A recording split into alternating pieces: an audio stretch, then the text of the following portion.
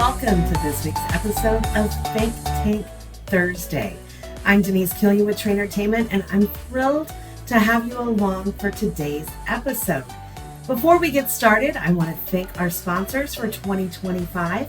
We appreciate their support and all that they do, and helping us bring you Think Tank Thursday each and every week. On Thursdays, Trainertainment likes to take a break from the doing and spend just a little bit of time thinking.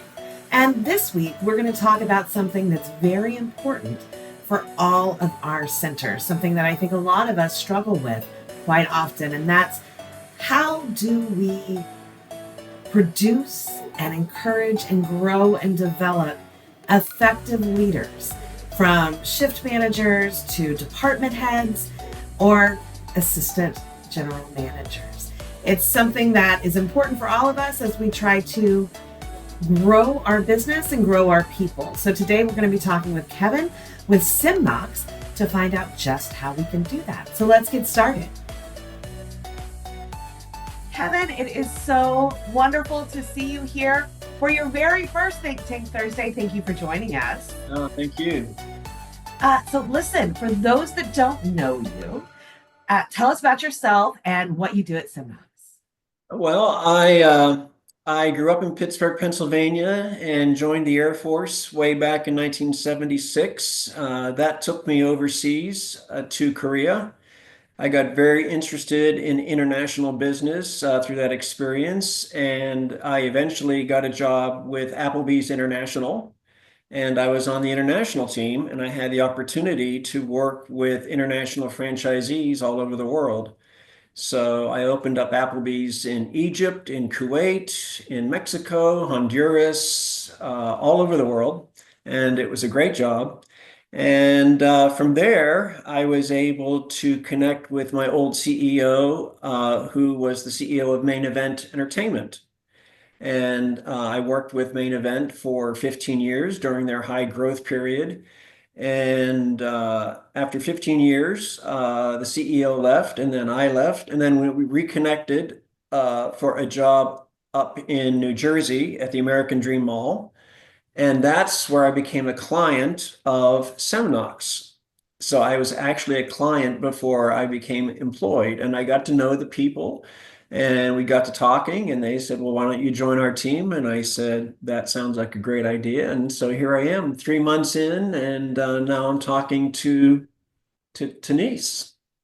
All right. Well, listen, we're thrilled that you're here with us. And we're going to talk about something that I think a lot of centers struggle with. And that is, how do you structure the management structure within your center? For a lot of folks, they had a really good structure or something that was working well. COVID happened. A lot of people left. The dynamics of our lives changed. How people went out, how they interacted changed. And a lot of centers lost a lot of sort of people that have been there a long time and were left with not a lot of that institutional knowledge. And rebuilding after COVID has been something that has been somewhat of a challenge for a lot of centers. And then other centers, they've never really had much of a management structure. The owner was also the GM who did everything, which we don't advise. And they're looking to retire or maybe move on a little bit. And so there's a lot of folks scratching their head of, how do I figure this out? How do I do this? And what should a manager be doing? What shouldn't they be doing? And how do we figure that out? So that's what we're going to talk about today. So I'm excited to talk about that with you. So the first thing that we talked about was this notion of, is it assistant general manager, or do you think about more department heads? So I'm a big believer in department heads, and here's why. When you say assistant managers, to me, it sounds like, well, I'm just an assistant. But when you say department head, it has a completely different connotation.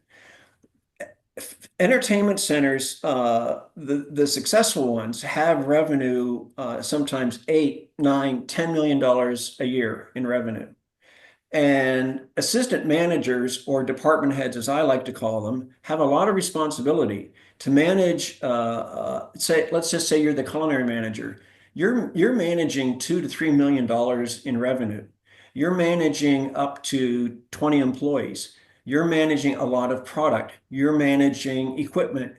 And I like to think of it as a department head because if you were to put that person in any other company, that would be a director level to have that much responsibility. So it's a little bit of a paradigm shift for me to say you are a department head and I'm holding you responsible not only for the revenue, I'm holding you responsible for the guest satisfaction, for cost of sales, for your equipment, for your hiring, for your training.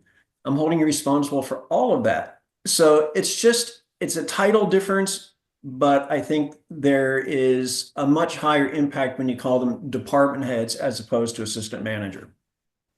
And there's the notion of not only ownership for that person, that this is the department that I'm responsible for, but there's a focus that comes in with that. When you say assistant manager, well, an FEC is a complex organ, right? I mean, there's a lot of things going on there. And with a department head, it's more of a call to focus on, right? You're in charge of food and beverage. You're in charge of the maintenance. You're in charge of the bowling out part, right? Exactly. You're in charge. So you can focus, but also, what does that mean for the development of the people working in those departments to have Yeah, one leader? that's a great question. You know, you mentioned earlier about the recruiting pool is getting smaller and smaller as more and more competitors come online as FECs. The amount of qualified people to actually work in these centers as department heads, it's growing smaller and smaller. And so your best recruiting pool is actually internal. And so what you really want to have in your center is a multi-tiered development plan. So once you hire an employee or associate or whatever word you use to define that team, first you want to develop a key employee program. And so that is someone that can take on a little bit more responsibility than the average employee. Then that person can develop into a department trainer, which that's self-explanatory, right? And then from trainer, assuming they're doing a great job, now you can develop that person into a shift supervisor, an hourly shift supervisor. Um, and then from there, if they're doing a great job, then you can start recruiting them into the MIT program, the manager and training program. So it's just this tiered ladder of here's how you can grow with our company. And that's a selling point, to be able to hire somebody and say, after a year working with us, there is a great opportunity for you to have a long-term career with us. And I think that's just a great recruiting tool for people that maybe don't have a lot of education or don't have a lot of experience. You can join a company like a Main Event or a Dave and Buster's, a Bolero, or Pinstripes, and in a year or so become a salaried manager and go on to be a general manager or district manager. So the recruiting pool is right in front of you. Uh, but you've got to develop that multi-tiered development program. Absolutely. And that's something that I think a lot of our leaders kind of get frustrated by, not only the retention of their employees. When we don't take care of our employees, if we don't give them opportunity to grow, they're gonna leave. That takes care of some of that, right? But also, a lot of GMs that I work with struggle with, they feel like they have to do everything, The head buffalo mentality. right? And, they take the notion of servant leadership a little too far. hey, I'm not going to ask my team to do anything that I wouldn't do, which is wonderful. I saw that the floor needed to be mopped, so I just went ahead and mopped the floor.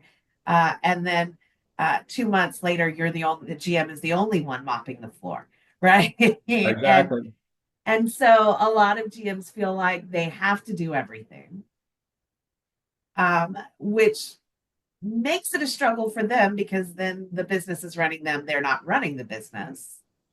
But it also makes it harder to develop anybody into department heads or future leaders. Yeah, no, exactly. There's a great book that came out about 20, 25 years ago. It's called Flight of the Buffalo. And it's a great read. And the premise is you can either be a head buffalo and you're expecting all of the buffalo to follow you, and you're the head honcho, you're the one in charge, as opposed to a flock of geese paradigm, which is when a flock of geese fly from north to south, it's not one head goose. It's each goose is interchanging in the lead position, and they're utilizing all of the strengths of the entire flock. So it's, do you want to be a head buffalo? Or do you want to be a flock of geese leading the team? And so I learned early on as a general manager, you can't manage every manager the same. It's situational leadership. And this is something that I think a lot of general managers miss. There are four different types of managers. D1 manager is your brand new manager that just came on board. Maybe it's an employee that you just promoted. This is really, really excited, gung ho. I'm going to change the world. This is going to be the best center, and I'm going to be the best department head, and I'm going to have the best employees. This person doesn't know a lot, but they're highly motivated. And this person needs a lot of direction and a lot of support. That's D1. D2 is now they've been on board for 3 or 6 months, and now they're wondering, this is a lot harder than I thought it would be, and they're not as motivated as before, and they kind of go into this slump. And that's where they become a little bit apathetic. That's your D2. D3 then, so what that person needs is ongoing support. Doesn't need a lot of direction, but they need a lot of support to affirm that they made the right decision in becoming a part of your team. D3 now, then, as they start growing in experience and knowledge, they're becoming more confident. And so now they're well on their way. They don't need a lot of direction. They don't need a lot of support. They still need both, but not as much. And then finally they get to D4, which is your leader. This is somebody that doesn't need a lot of support. They don't need a lot of direction. They're very self-directed. And most people go through that phase. Everybody starts out, and even me joining Semnox, I'm still a D1. I'm highly motivated. I'm really excited about the company, but I don't know a whole lot about Semnox, and I'm learning a lot about the product and how it works and how to sell. I'm an operator, not a salesman, but I'm still highly motivated. But I'm getting a lot of support from my boss, and I'm getting a lot of direction from my teammates, which is really, really helpful. That's going to help me go through the D2, D3, and hopefully get to be a D4. So it's situational leadership and realizing that I can't treat all managers the same. I can't manage them all the same way. I have to understand where each of my managers are in their development phase and develop a development plan around that. Absolutely. Now, when we're talking about developing our leaders and our managers, it's really hard to think about from someone who has done everything themselves. One, they got to have the ability to let go. But what do they let go, right? What should the managers be responsible for in a center? Oh yeah, great question. So when a general manager does manager meetings. What you typically see is the GM will have his agenda for his weekly or monthly meeting, and he just has this list of items, and it's 45 minutes of the GM pontificating and pointing things out and going through finances, going through revenue, going through costs, going through labor, going through what equipment's down. And then, there's 5 minutes left for the managers to input. I like to turn that upside down. And instead of the general manager leading the meeting, it is the department heads that lead the meeting. And so what you do is you create a template that you give to each manager before the meeting, and you say, you're going to be responsible for giving a 15-minute recap of your department. And I want you to go through on the revenue side. Are you over budget on revenue? Are you under budget on revenue? Tell me about your cost of sales. Are you hitting your cost of sales? If not, why not? Where are you on staffing? Where are you on equipment? Where are you on safety standards? Where are you on your training program? And how many employees do you need to hire? And so it's each department head going through their agenda and then leaving 5 or 10 minutes for the GM then to input, provide support, provide direction. And when you look at it that way, I think you'll find that your management team will become much more responsive, much more responsible, and they'll be much more effective in their position because now you are treating them like a department head. If you treat them like an assistant manager, that's how they're going to perform. You treat them like an executive, which is what they are. In any other role, they would be an executive, but you treat them like a department head, you're going to get much better results. That's been my experience. Absolutely. And, the GM was responsible to setting out the budgets, right? Setting the goals for each quarter or period, depending upon what their financial calendar looks like. And then handing it over to the department head to figure out what do you need to work under and operate under this budget. How are, if you're a food and beverage, right, your cost of goods becomes really, really essential in how you're managing to that budget. And are you over ordering? Are you under ordering? Are you Exactly. right? And when it becomes their responsibility, gosh, you take ownership of that and you take action to meet that goal. Exactly. When it's just, oh, somebody else did the schedule, somebody else does the ordering. I'm really just here, sort I'm of just, I'm just, circling the cats. yeah, I'm just an assistant.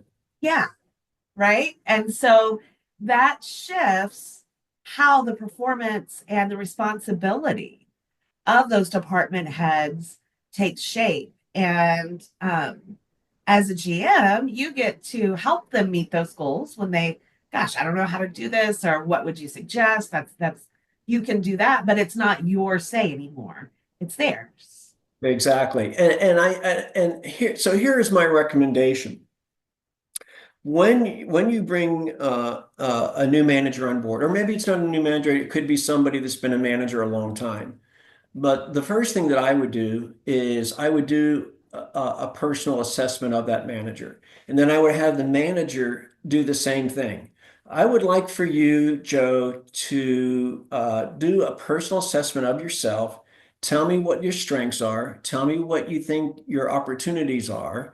Tell me the things that you feel like you know. Tell me about the things that you don't know. So you each do an assessment. And then you come together and you go through that assessment and you kind of reach a consensus of, yeah, I think you are really good at that. And yeah, I agree. I think that's probably an opportunity for you, but let's work on that. Right. So that's the first step is do an assessment of where they currently are. They could be a D1. They could, obviously you're not going to call them that in the assessment. This is just something that you're doing on your own, right? So, so then the next step is identify all of the responsibilities that that manager is responsible for, or that department head. So, for example, Joe, the culinary manager, you want to make sure that he understands that he or she is responsible for food ordering, for scheduling, for hiring, for food safety, for developing plate presentations and prep recipes, for sanitation. All of those things you are responsible for, Joe, as the department head. And so you map out. And then on the financial side, I want you to be responsible for all of the equipment repair, or I want you to be responsible for smallwares, developing a smallwares program. And so it's very clear, it's in writing. Here are all of the responsibilities by department. So it's very clear to everybody who does what, right? The next thing then, now that you've outlined the responsibilities, is you're going to schedule monthly or maybe weekly one-on-ones. This is really important. Maybe it's doing lunch or doing dinner with your manager once a month. But the purpose of that is to go through the development plan. And where are you in your development plan? What have you learned? What have you mastered? What are you still working on? And it gives that department head an opportunity to share with the GM where they feel like they're succeeding, where they feel like they're struggling. And that's where the general manager can offer advice and input on how to improve. Absolutely. And those meetings, I think, are really, really important for GMs to have those beyond the group meeting or the team leader meeting. They need to be having those one-on-ones to help that development. Kevin, we are running out of time very quickly. Oh This my is such goodness. great information. How can people get in touch with you? My email address is kevin.coachman@semnox.com. Here at Trainertainment, we are all about growth. So, Kevin, what do you do to grow yourself? Wow, that's a great question. Well, I think it's all about trying new things. I think it's about getting out of your comfort zone. And, I'm 67 years old and I was in semi-retirement and, this opportunity with Semnox came up and I kind of shied away from it because I'm a sales partner. That's my position and I've never done sales before, but I said, you know what? This is a new frontier for you. You can make this work. And so that's what I'm doing. So yeah, I think it's all about trying new things and overcoming that fear factor. Yeah, That nothing good comes from playing it safe, right? exactly. And every change has a little bit of fear in it, and it's about getting over that fear and moving forward. So that's wonderful. That's great, Kevin. Congratulations. That's a beautiful story. Thank Well, you. Kevin, thank you so much for joining us.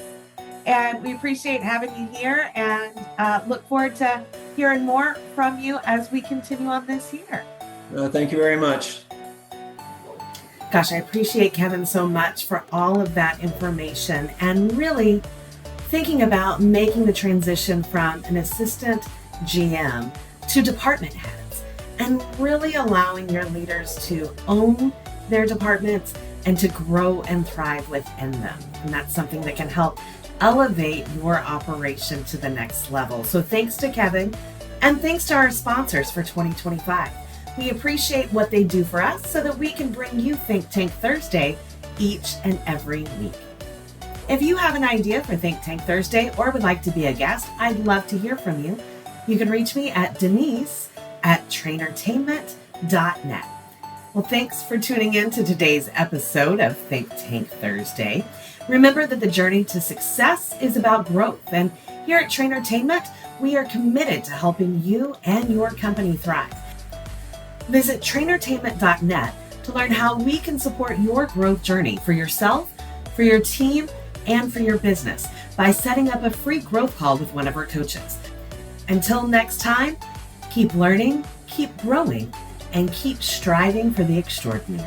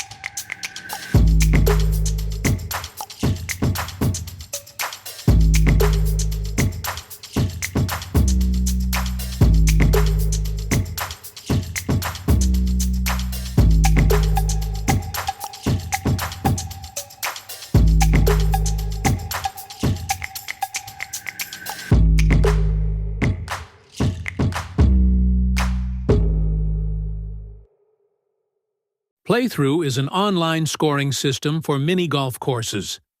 Simply post a QR code near the first hole. Golfers scan it with any mobile phone, add their golfers, and start entering scores. They can easily view their group leaderboard or the course leaderboards. Playthrough also includes features like hole sponsor logos and hole transition ads to help grow your business. Visit playthroughmini.com to see what else Playthrough can do.